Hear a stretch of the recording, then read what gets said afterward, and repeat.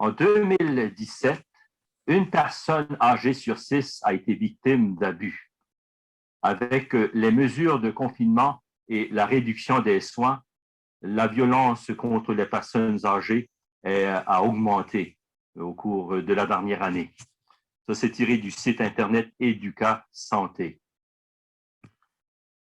Madame Cristal Leblanc est la directrice générale du Centre de ressources de crise familiale de Beauséjour. Elle détient un baccalauréat en psychologie de la University Crandall et une maîtrise en administration des soins de la santé de la University of Prince Edward Island. Elle a publié plusieurs articles sur l'abus des femmes aînées. Merci beaucoup, Cristal Leblanc, d'avoir accepté de partager vos connaissances avec nous aujourd'hui. Merci beaucoup pour l'invitation. Premièrement, un petit peu sur le centre de crise. Le centre de crise existe depuis 1997. C'est une charité qui couvre tout le sud-est du Nouveau-Brunswick. Avec une équipe de 7 professionnels, on voit plus que 2000 personnes à chaque année. Historiquement, plus que 80% de nos victimes de violences conjugales étaient des femmes plus âgées que 55. Alors, je pense que c'est extrêmement important aujourd'hui qu'on parle de réalité que la grande majorité de nos victimes qui rentrent dans nos portes, c'est quand même des femmes plus âgées. Avec la pandémie, là, on voit plus que les jeunes femmes qui viennent avec leurs enfants. Mais on avait déjà un grand pourcentage de nos victimes qui étaient des femmes plus de 55. Je pense que pour la grande majorité de ces femmes-là, il attend que les enfants sont plus grandis, qui sont à l'extérieur de la maison pour faire la décision de s'en sortir. Mais ça ne veut pas dire qu'il n'y a pas beaucoup d'obstacles pour ces victimes-là.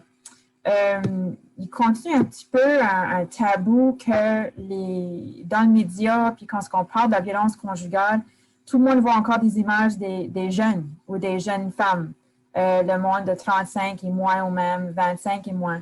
Alors, pour beaucoup de femmes plus âgées, ils pensent que les services dans la communauté, les maisons d'hébergement, les services de counseling et thérapie sont plus pour les jeunes femmes. C'est aussi encore plus accepté dans les femmes plus âgées qu'on devrait rester dans les relations abusives parce que c'est ça que c'est dans les mariages, c'est normal, c'est acceptable, surtout des valeurs qui continuent un petit peu patriarcales, qui est transmis de génération en génération. Les femmes plus âgées ne s'identifient pas nécessairement au matériel de sensibilisation qui présente des jeunes femmes comme victimes. Aussi, les femmes plus âgées estiment peut-être que de telles questions doivent être traitées de façon confidentielle à la maison. Alors, il y a un gros peur de parler publiquement. Les femmes plus âgées éprouvent peut-être des craintes face à un nouveau départ en raison du manque de stabilité financière. On sait qu'il y a encore des femmes plus âgées qui ont difficulté à avoir une vie sans violence à cause de la difficulté d'être indépendantes financièrement. Finalement, une autre raison pourquoi les femmes plus âgées restent dans les relations abusives, c'est parce que les services traditionnels d'aide contre la violence familiale et refuge, par exemple, ne répondent pas toujours véritablement aux besoins des femmes plus âgées de 55. Plus que 10 ans passés, durant ma maîtrise, j'ai travaillé avec Dr. Laurie Weeks à l'Université de l'île de Prince-Édouard. Puis on était vraiment intéressés de mieux comprendre la réalité pour des femmes plus âgées parce qu'on voyait que des fois, ces femmes-là étaient traitées plus comme l'abus envers les aînés, plus à la normale. Mais ils ne fitaient pas là-dedans parce qu'on ne parle pas de la violence commise par un travailleur dans un foyer de soins ou un enfant adulte. On parle encore de la relation intime.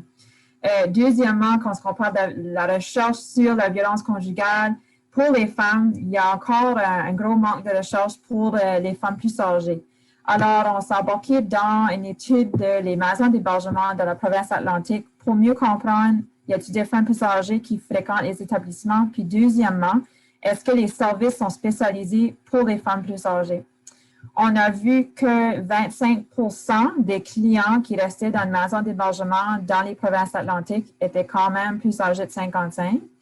Mais qu'il y avait un gros manque de programmes spécialisés pour les femmes plus âgées. Seulement 4% parlaient de même une infrastructure qui était physiquement prête à accommoder des femmes plus âgées.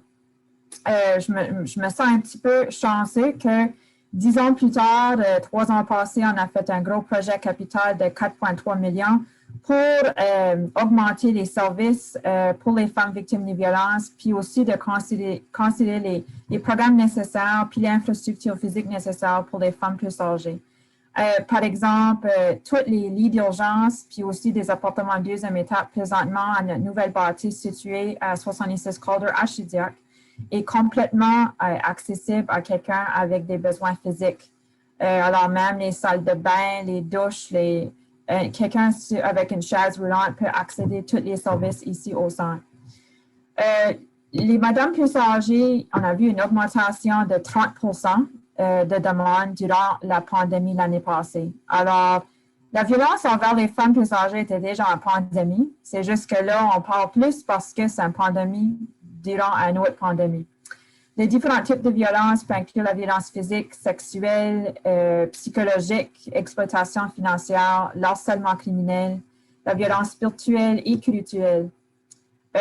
Pour des solutions possibles, c'est absolument important de reconnaître les signes de violence, de discuter avec la victime, de référer la victime au service contre la violence de partenaires intimes aux victimes. Il y a certaines catégories. L'expression de la violence d'un partenaire intime pour les victimes plus âgées, il y a 3 catégories. On garde la violence familiale tardive. Ce type de violence familiale débute de façon tardive dans une relation de longue date.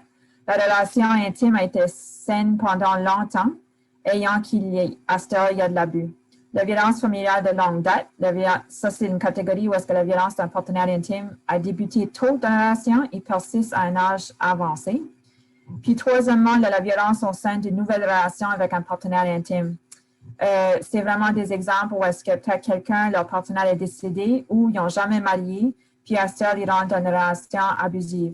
Cette catégorie-là, c'est surtout les victimes qui rencontrent des partenaires à travers des sites Internet, par exemple Facebook, Twitter, puis des sites pour rencontrer des partenaires comme eHarmony, etc.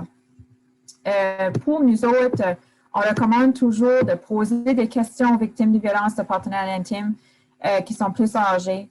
Par exemple, des questions comme de quelle manière les décisions sur votre vie sont-elles prises actuellement? À quelle fréquence rencontrez-vous les membres de votre famille, vos amis et le voisinage? Si vous n'êtes pas d'accord avec votre partenaire, craignez-vous d'être abusé ou de vivre des représailles? Qui prend les décisions financières dans votre foyer? Puis finalement, avez-vous peur de votre partenaire? Y a-t-il des choses qui vous effraient chez vos partenaires? Par-dessus la fréquence, la violence intime envers les personnes plus âgées, il y a aussi une augmentation dans la cyberviolence. Plus que 25% des femmes 50 et plus ont une expérience de cyberviolence depuis la pandémie. Alors aussi, c'est un problème qui existe partout en Canada. On a vu une augmentation, surtout ici dans notre région de Shediac, Beaubas-Saint-Capelé, puis tout le sud-est du Nouveau-Brunswick. On est toujours là pour aider les victimes, hommes, femmes, n'importe quelle différence. On est là 24/7. Alors, merci pour tout le travail qui se fait aujourd'hui, puis merci beaucoup pour l'invitation. Merci beaucoup, Cristal Leblanc. C'est vrai et c'est malheureux qu'une bonne partie de la maltraitance envers les aînés, c'est dirigé envers les femmes. C'est dirigé envers nos mamans, nos grands-mères, nos tantes, et c'est très, très triste de voir ça. Comme Suzanne Dupuis-Blanchard l'a mentionné, le thème de la journée de sensibilisation à la maltraitance envers les aînés aujourd'hui, c'est les droits ne vieillissent pas. Les personnes vieillissent, mais les droits des aînés ne vieillissent pas. En anglais, rights don't get old. Et on trouve ce thème et l'explication de ce thème sur le site Internet Réseau canadien pour la prévention du mauvais traitement des aînés.